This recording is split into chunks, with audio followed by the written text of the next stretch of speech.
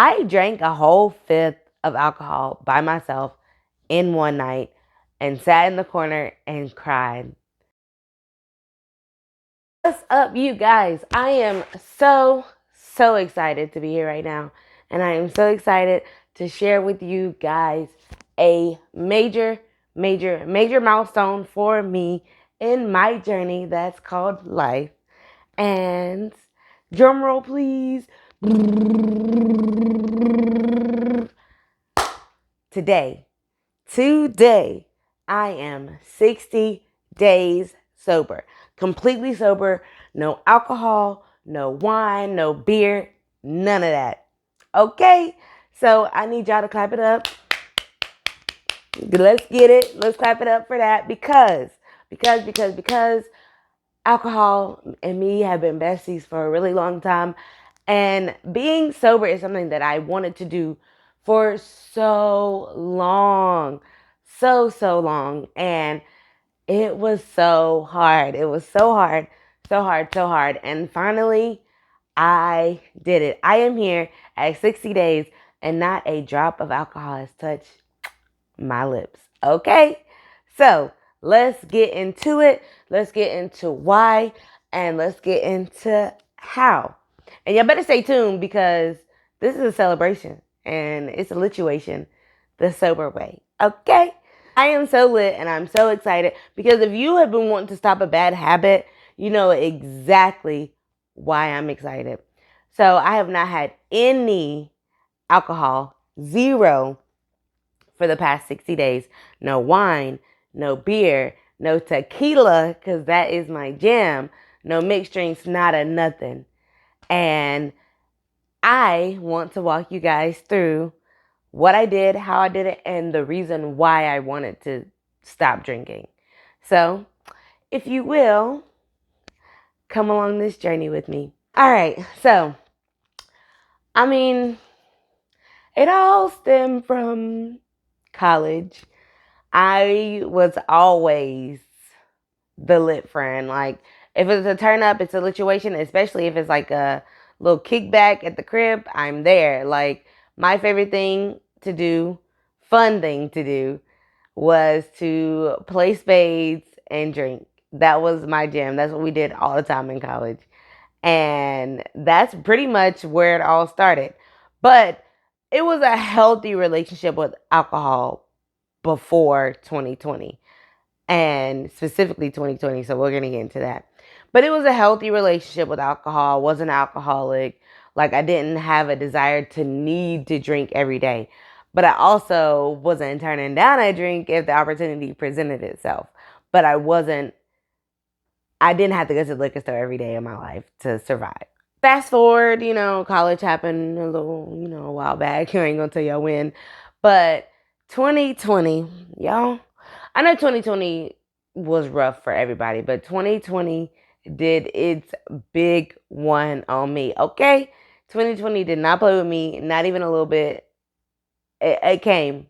It came real hard. So let's start my 2020. So I'm gonna not go through everything, but so 2020, I was with the person for 7 years and very no warning. It just happened. We had to split. I was with this person. I had a kid with this person. I never wanted to be a single mom. Nothing's wrong with being a single mom. I'm killing it. But that wasn't my goal. I wanted to have my daughter grow in a household with both parents. Like, I didn't want to do it by myself. And so that was a big gut punch for me because we have been living in this apartment for like 4 years at this point. So not only did I have to leave my relationship, I had to leave a place that I was comfortable in. And one thing about me, once I'm in my comfort zone, I get content in my comfort zone. I don't like change at all. I'm a Taurus, by the way. If you're a Taurus, you totally understand. We are so fine with things staying the same. So that was a lot mentally because it was just, wasn't expecting it, but it was something that had to be done. There's no hard feelings in that department anymore, co-parent, all of that, stuff that comes with that. But it just had become such a toxic situation. It just had to happen for the both of us. But it was hard to deal with. Like, I had a whole new reality that I deal with. So I had to look for a new place. And again, my apartment complex was nice and safe. We were secure. And I wasn't ready to deal with the new reality of that. So started looking for new places, and I was like, I cannot afford to live in Charlotte by myself with a kid in daycare. Like, what am I gonna do? And running a business that nobody could go out and do stuff. So the business was also like tanking very, very quickly. And I was just like, oh my God, it was a lot of overwhelming and a lot of things in the air with that. That was number one. Luckily, I was able to find an apartment in my same complex, but it was on the third floor and it was a one bedroom. So me and my daughter had to rock out in a one bedroom. Ain't no shame. We just had to do what we had to do because I really could not afford anything else by myself with a kid in daycare. And that was safe mainly because there was some little cheap ones, but I was scared, like the reviews and stuff and shootouts. And no, not with me and my baby, and we was by ourselves. So absolutely not. So that was the first thing. The whole breakup, the separation, all of that. Next, I was like on the verge of a complete mental breakdown. Like, it was not being able to leave the house, not being able to work. My business was failing. I didn't know what I was going to do. And then I had put so much money into my business with loans and credit cards. Like, that was piling up. And I was just like, I cannot handle this. Like, I, this was too much. So I was literally on the verge of a mental breakdown. And then my, so I have rheumatoid arthritis. If you don't know by now, I have rheumatoid arthritis. And for some reason, it was flaring so bad. Like, it was so bad. I could hardly walk a lot of days. It was flaring so bad. Probably because I was stressed in hindsight, but it was really bad. I couldn't hardly pick up my daughter.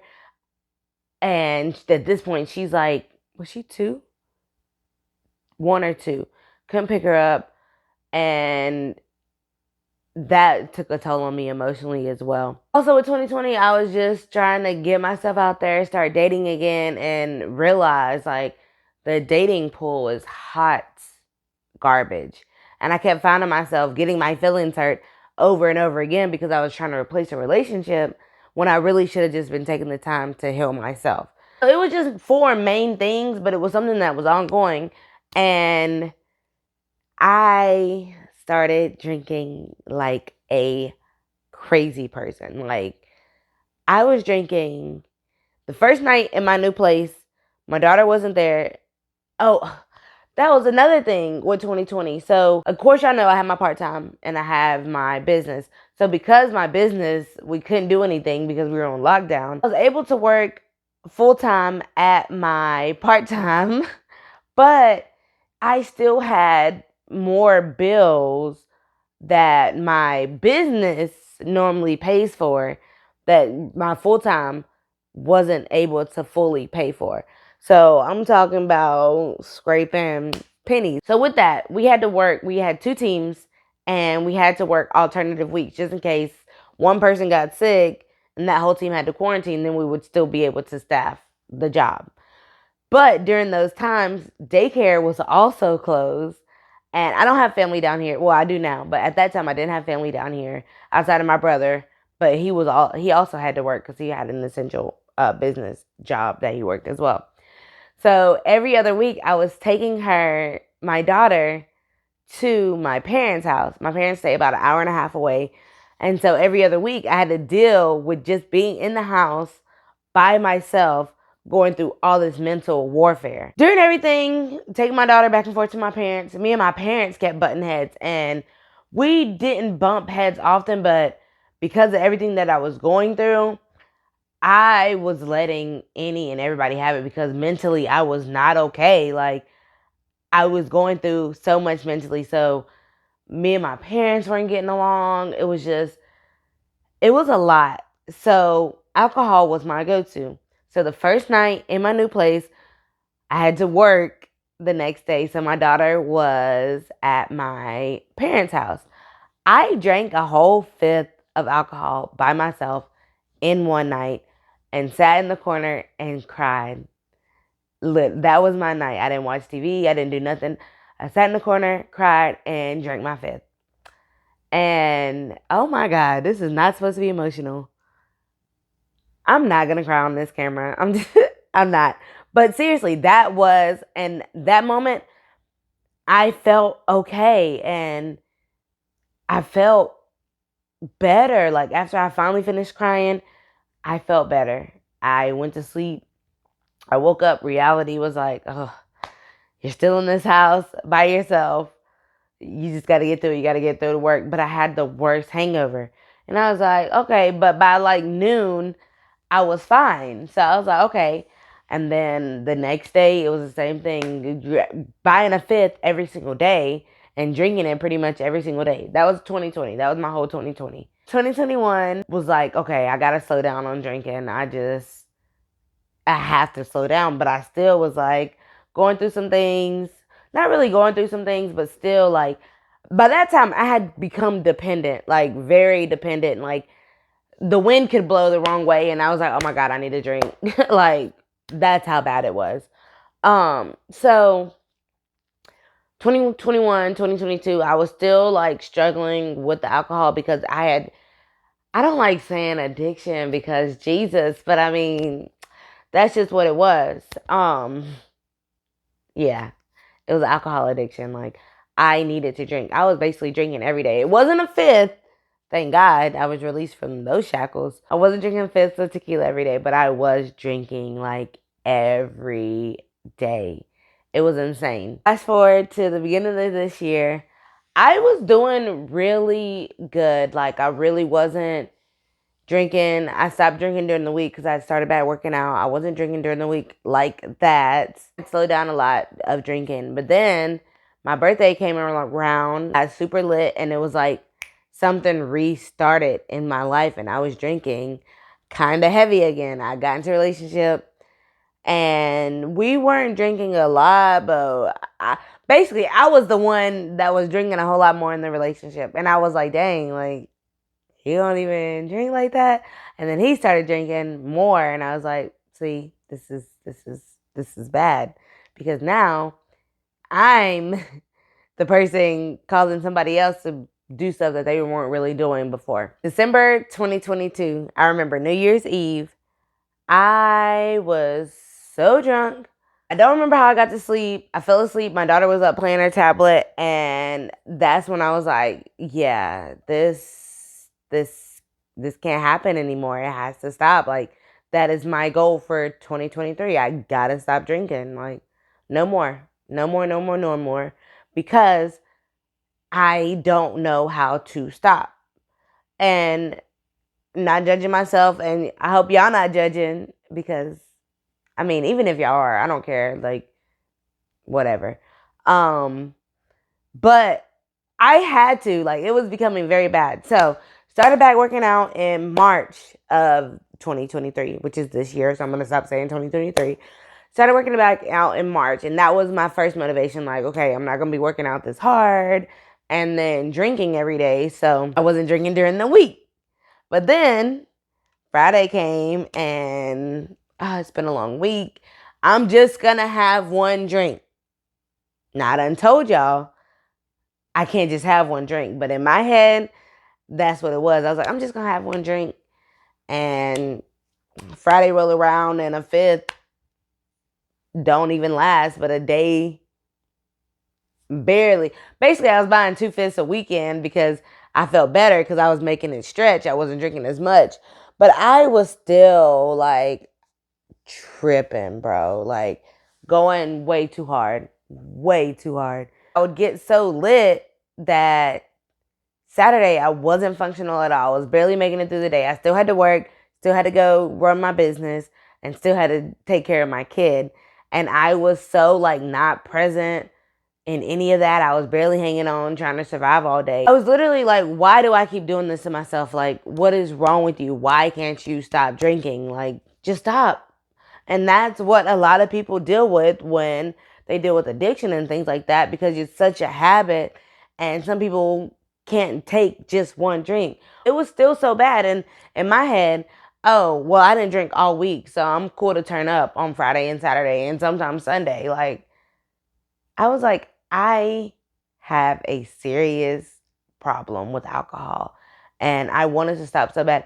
I used to cry because I wanted to stop drinking and I could not. And I never understood why people with addictions couldn't just stop.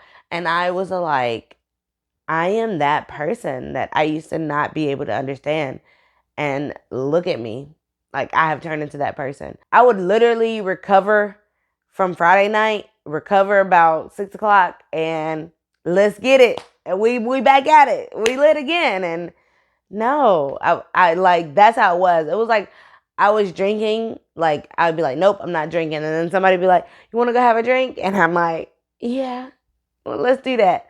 And next thing you know, I'm super drunk. I can't drive home. I'm staying the night at my friend's house. Like, I just wanted to stop. I had to stop. I knew there was no other way but to just stop. How I stopped, me and my mom had been talking about not drinking for a really, really long time. And she got really, really sick. And I was like, well, if you're not going to have a drink, I'm not going to have a drink. Because I go to her house on Fridays. She had got sick and she didn't drink. And I was like, okay, well, then I'm not going to drink with you. So then the next week rolled around. Well, we had already made a week not drinking. And I was like, and so we not drinking? And I was like, I don't want to drink. She's like, I don't want to drink. And I was like, okay, so then we're not drinking. And every week after that, it became easier and easier and easier. So it's very easy when you have somebody to do it together. It's a lot harder when you're around people that are still drinking, because you want to naturally have a drink, especially me, because I'm a lit friend. Like, if I come to an event, I'm going to have a bottle and we lit. So I kind of had to push back a little bit from events and kickbacks like that, because I still wasn't on that level for the first 30 days. I was afraid, because I knew if I went somewhere, then it might be hard for me to stop. I mean, hard for me to say no. And it wasn't my friends. It was just me, because I don't want to be left out. Like, I want to be in the mix too. I want to have a little razzle dazzle, but I knew what my ultimate goal was. My friends were great. They were like, all right, well, we not drinking. That's just not what we gonna do. We not gonna drink. So you gotta have friends that are gonna help you, not hinder you, for real, and an accountability partner. Seriously, those two things made all the difference. And I love my friends. I love my mom for really helping me get to this moment. I was worried, because since I was a lit friend, I was like, well, if I stop drinking, like, I'm not gonna be cool, I'm not gonna be funny, are we not gonna have laughs? Nope. Still lit, still funny, we still gonna have a laugh.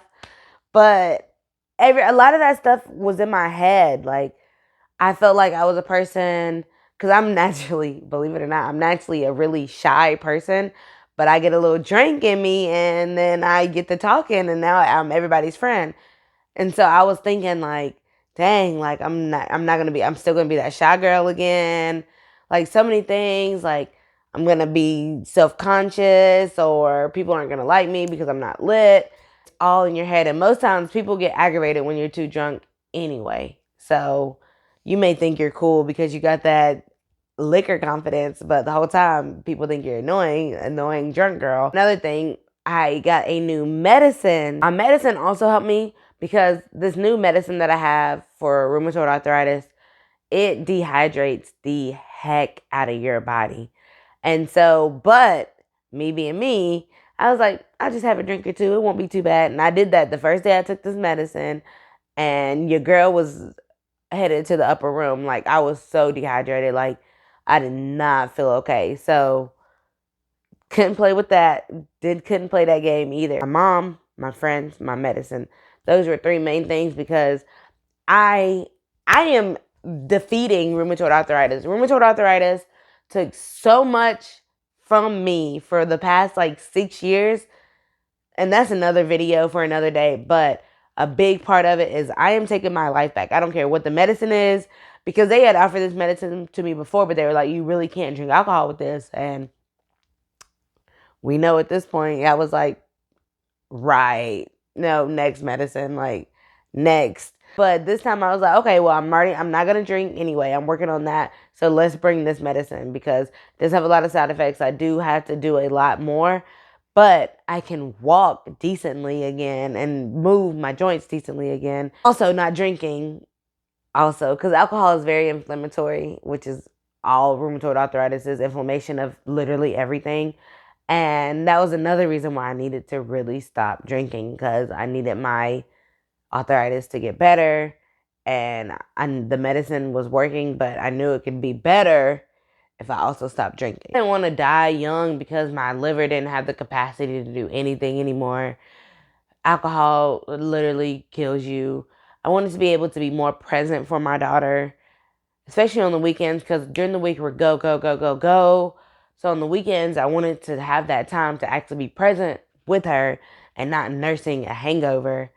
Um, I just wanted to be more than the lit drunk friend. Like, I am 31 years old, bro. Like, that, I'm not 20 something anymore. Like, I had to grow up a little bit. And not saying if you're getting drunk, you're not grown up or anything. But for me and the level that I did, I for me, I had to grow up like stat. I really, really and truly hope this video inspired somebody, anybody out there.